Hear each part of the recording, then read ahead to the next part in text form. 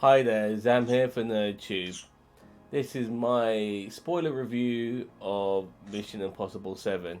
Now, I am part of the minority here because I did not love this film as much as everyone else did. I've seen this film twice now, and I thought maybe after the first watching, maybe I didn't necessarily appreciate the movie as much as I should have. So I gave it a second go, and I have to say that my feelings remain the same. I think this film is kind of overblown, full of exposition, and one of the worst sort of overall villains that I could ever imagine for a Mission Impossible franchise. AI. Now, don't get me wrong. S.A. Morales, I hope I said his name correctly. He plays Gabriel. He's a decent villain. I've seen him in lots of things, and he's got a very smooth, suave, sophisticated sort of character about him. But he's somebody we believe that has been around this franchise for a long time, but he hasn't been. He's just kind of been imposed on us that he has been, and that kind of feels like a con in my opinion.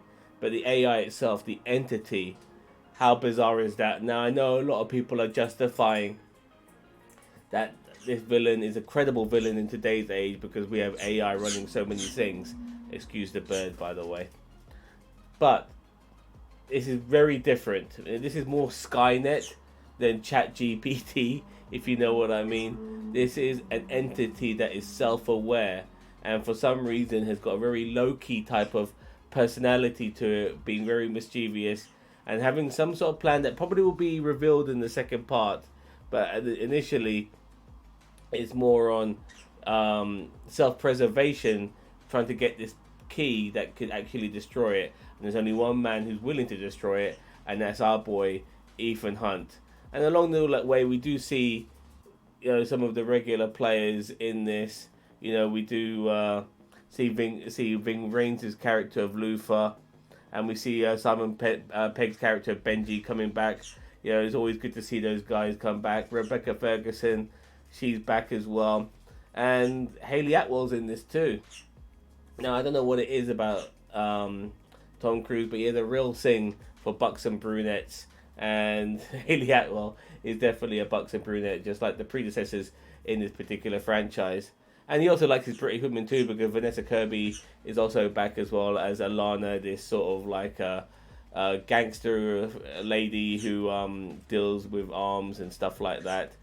We also have Pom. Let me make sure I say a name correctly, but I don't want to just call her Mantis from Guardians of the Galaxy. Pom Clementif in as Paris, this French assassin. He doesn't say much. Kind of reminds me of Ruby Rose's character from John Wick 2. Doesn't say much, but knows how to kick ass until she fights the main player who kicks her ass. Overall, I did enjoy some of the set pieces we got in this movie, but the storyline was just absolutely ridiculous, and I found it very hard for me to grasp this. And then all the additional players like Carrie Yules, who we've seen in so many things, back to the Princess Bride, being this one particular player. We see Dietrich coming back as well. We haven't seen him since the first movie. Where does his loyalties lie?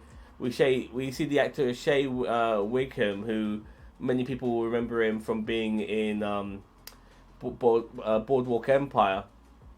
He's playing this federal agent who's trying to chase down Ethan Hunt, and he's always one step behind, bit bumbling and stuff like that.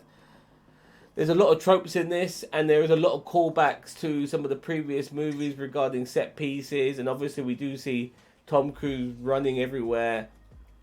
That's a given as well. But I never felt necessarily fully satisfied with this movie. I didn't feel blown away as much as I have in the previous films. Now there were some moments that were fantastic, and as I said earlier, there are spoilers. The train scene, as you can see here in the clip next to me, was pretty good. But we did see a train scene in the first Mission Impossible. Obviously, they took it to Uncharted levels in this particular movie, and that was very nice to see as well.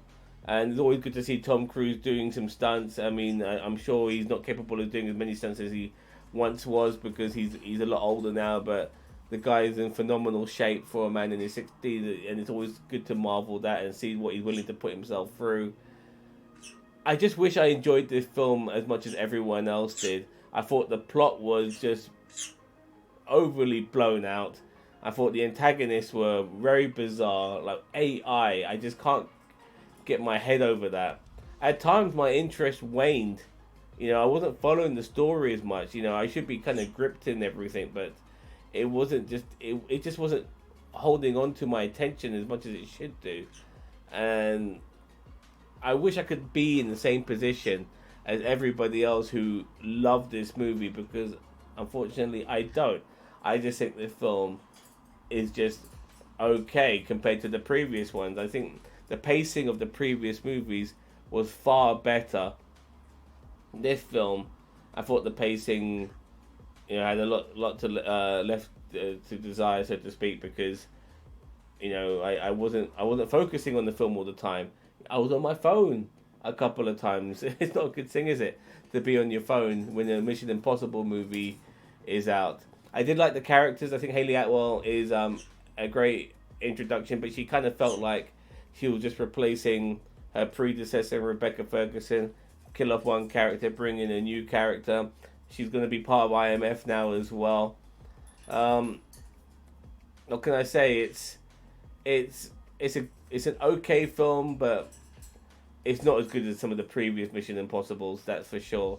And I don't know what other people are saying regarding it being so amazingly fantastic, because I think this film could be a bit boring at times. I hate to say it, and just a bit weird. Some of the intentions of some of these characters.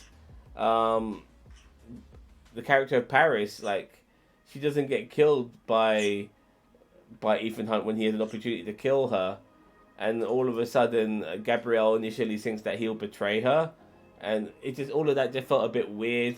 Like, maybe Paris should be the sort of a character that, if you don't kill me, well, you better wish you did, because I'm still going to come after you, and I'm not going to let the fact that you didn't kill me mean that I owe you one. I'm still going to fucking kill you, because that's who I am. That's how Paris should have been. But she might have a face turn now in the second movie if she's in it. And yeah, our boy Ethan does win. He does end up with this special key that will apparently kill the entity, the AI, so to speak. And the fact that there's a fucking rogue AI is just driving me nuts. This is the most stupidest thing. I mean, I know you can only deal with terrorists and armed dealers and whatnot for so long, but I just this is where we have to go to now. Rogue fucking AI. Oh god, it was yeah, I wasn't feeling that. I wasn't feeling that at all. I don't care that the world is more run by AI than ever. This is another level here. This is a sentient fucking being, and I don't think we're there just yet. Maybe there is something out there, but in my opinion, I think what we have now is smarter technology that is capable to do more things with better algorithms. This AI shit, this fucking Skynet shit, this Matrix shit. I don't think we're there just yet, and this film is trying to give us that. This enemy that is everywhere but nowhere. And all, it just, I don't get it. I find it very bizarre. And I can understand why probably is going after Ethan Hunt, but Ethan Hunt is the only person that wants to kill it, which is why he wants to them to kill Ethan Hunt. We still don't know what Gabrielle's motives are in all of this. Yeah, it's going to be an interesting second part for sure. I will watch it, obviously, because I want to have the conclusion of this story. I'm looking forward to Tom Cruise almost killing himself in the next movie as well. I'm looking forward to getting back with some of our old characters again. I might try to kill off one of the original crew. Maybe Luther, if Luther died. Or even Benji, lovely Benji died in Mission Impossible 7 Dead Reckoning Part 2. I think that'll be a holy shit moment. But, who knows? That's just for the second film. But for this initial movie, I'm going to give it a bang average 5 out of 10. some of the set pieces were pretty cool when they happened, but the story did not grip me as much as it should. And I thought some of those Mission Impossible moments, you know, of espionage and double crossing, triple crossing, and all of that, I wasn't really getting that so much, so to speak. There were some clever moments, don't get me wrong, like when Tom Cruise met Kittredge and all of that. That was pretty cool initially with the mask and all of that. That was a nice little moment here and there. But that scene initially went on forever explaining this goddamn AI. It went on forever, and I was like, oh my god, I can't handle it anymore. Anyways, let me know what you think. Am I the only one who kind of feels like this film was a bit over the top and a bit, you know, bit overly expanded in what it offered, a bit bloated, and you know, just more on it than it should have had, and maybe it should have been streamlined a bit here and there. Kind of, like I said, it felt like a fucking long film as well. You know, clock watching and stuff is something I don't like doing when I'm watching a movie, but unfortunately I did it with this film. But let me know what you think. Am I naive and I don't understand what a good movie this is, regardless of seeing it twice? Who knows? Maybe I am.